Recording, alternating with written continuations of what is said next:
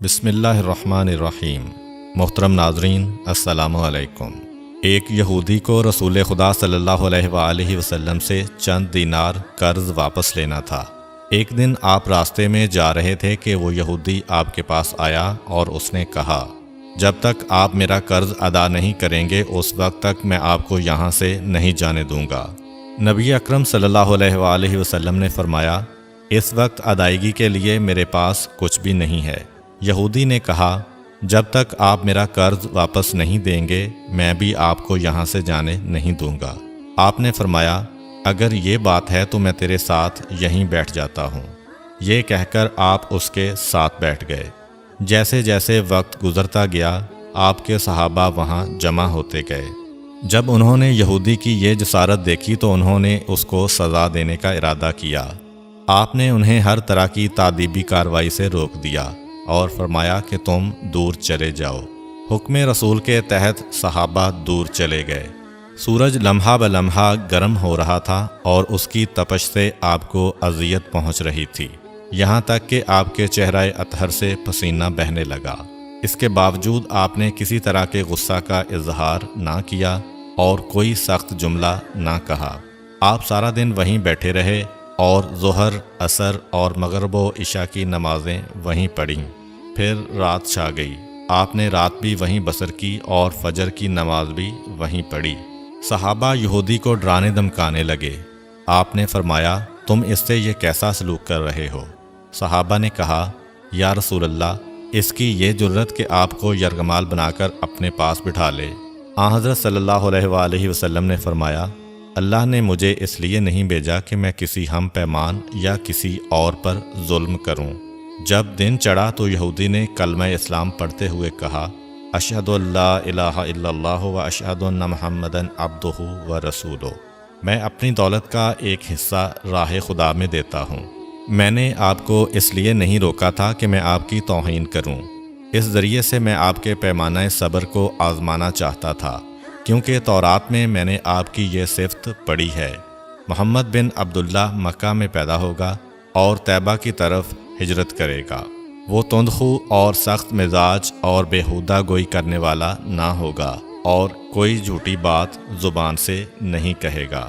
اس طرح سے میں نے آپ کو یہاں رکھ کر اس بات کی تصدیق کی ہے کہ تورات نے بالکل سچ کہا تھا۔ رسول اکرم صلی اللہ علیہ وآلہ وسلم مبعوث برسالت ہونے کے 3 سال بعد تک خفیہ طور پر دعوت اسلام دیتے رہے۔ اس کے بعد اللہ تعالیٰ نے آپ کو حکم دیا کہ آپ کھل کر اللہ کا پیغام پہنچائیں اور لوگوں کو خدا کی طرف دعوت دیں۔ ایام حج شروع ہوئے تو پورے جزیرۃ العرب سے لوگ مکہ کی طرف آنا شروع ہوئے۔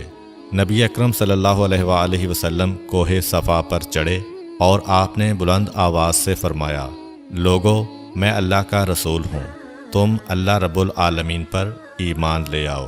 لوگ آپ کی طرف متوجہ ہوئے اور انہوں نے تعجب سے یہ اعلان سنا اور سب کی خواہش ہوئی کہ وہ اعلان کرنے والے کو دیکھیں۔ پھر آپ صفا سے اتر کر مروہ آئے اور وہاں پر بھی آپ نے 3 بار یہی اعلان کیا۔ جب ابو جہل نے آن حضرت صلی اللہ علیہ وآلہ وسلم کا یہ اعلان سنا تو اسے سخت غصہ آیا۔ اس نے زمین سے ایک پتھر اٹھا کر آپ کی پیشانی پر مارا، جس سے آپ کی پیشانی زخمی ہو گئی، خون بہنے لگا اور آپ کا پورا چہرہ لہو لہان ہو گیا۔ اس کے بعد تمام مشرکین آپ کو پتھر مارنے لگے۔ نبی اکرم صلی اللہ علیہ وآلہ وسلم مجبور ہو کر کوہ ابو قبیس پر چڑھ گئے اور ایک چٹان کے پیچھے جا کر چھپ گئے۔ مشرکین نے بھی آپ کا تعاقب کیا لیکن آپ انہیں کہیں دکھائی نہ دیے۔ ناکام و نامراد ہو کر انہیں واپس آنا پڑا۔ اسی اثناء میں ایک شخص نے حضرت علی علیہ السلام کو اس واقعہ کی اطلاع دی اور کہا کہ میرا خیال یہ ہے کہ محمد مارے جا چکے ہیں، نعوذ باللہ۔ یہ سن کر حضرت علی علیہ السلام کو شدید دکھ ہوا اور آپ ام المومنین حضرت خدیجہ الکبریٰ سلام اللہ علیہ کے پاس آئے اور ان سے کہا، میں نے سنا ہے کہ مشرکین نے رسول خدا صلی اللہ علیہ وآلہ وسلم پر سنگ باری کی ہے اور بعض لوگوں کا یہ گمان ہے کہ نبی اکرم شہید ہو گئے ہیں۔ آپ روٹی پانی اٹھائیں اور میرے ساتھ انہیں تلاش کرنے کے لیے چلیں، ممکن ہے ہمیں ان کا کہیں نشان مل جائے۔ آپ وادی پر نظر رکھیں اور میں پہاڑ کے دامن میں آپ صلی اللہ علیہ وآلہ وسلم کو تلاش کرتا ہوں۔ آپ روتے ہوئے آگے بڑھے اور آپ کہہ رہے تھے، یا رسول اللہ، ہمیں جواب دیں، آپ کہاں ہیں؟ میری روح آپ پر قربان، آپ کس وادی میں بھوکے پیاسے ہیں؟ آپ نے مجھے اپنے ساتھ کیوں نہ لیا تھا؟ حضرت خدیجہ رو رو کر فریاد کر رہی تھیں، کوئی ہے جو نبی مصطفیٰ کی مجھے خبر دے؟ کیا کسی نے انہیں دیکھا ہے جو مجھے ان کے متعلق بتلائے؟ اس وقت جبریل امین علیہ السلام رسول خدا صلی اللہ علیہ وآلہ وسلم پر نازل ہوئے۔ ان کے پیچھے ملائکہ کی بہت سی صفیں تھیں۔ انہوں نے حضرت صلی اللہ علیہ وآلہ وسلم سے کہا، خداوند جبار نے ہمیں آپ کے فرمان کی تعمیل کے لیے بھیجا ہے۔ اگر آپ چاہیں تو ہم اس قوم کو تباہ کر دیں گے اور ان کا دنیا میں کہیں نام و نشان تک دکھائی نہ دے گا۔ رحمت للعالمین نے فرمایا، میں نبی رحمت بنا کر بھیجا گیا ہوں، میں عذاب و انتقام کا حامی نہیں ہوں۔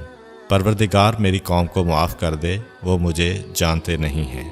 جبریل امین علیہ السلام نے حضرت صلی اللہ علیہ وآلہ وسلم سے کہا، خدیجہ سلام اللہ علیہا آپ کو تلاش کر رہی ہیں۔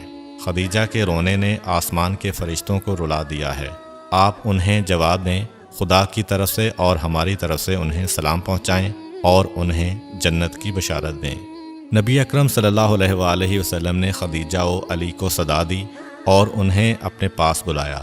دونوں شخصیات آپ کی خدمت میں حاضر ہوئیں۔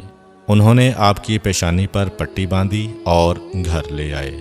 جب مشرکین کو معلوم ہوا کہ نبی اکرم صلی اللہ علیہ وآلہ وسلم اپنے گھر آ چکے ہیں تو انہوں نے گھر کا محاصرہ کر لیا اور سنگ باری شروع کر دی۔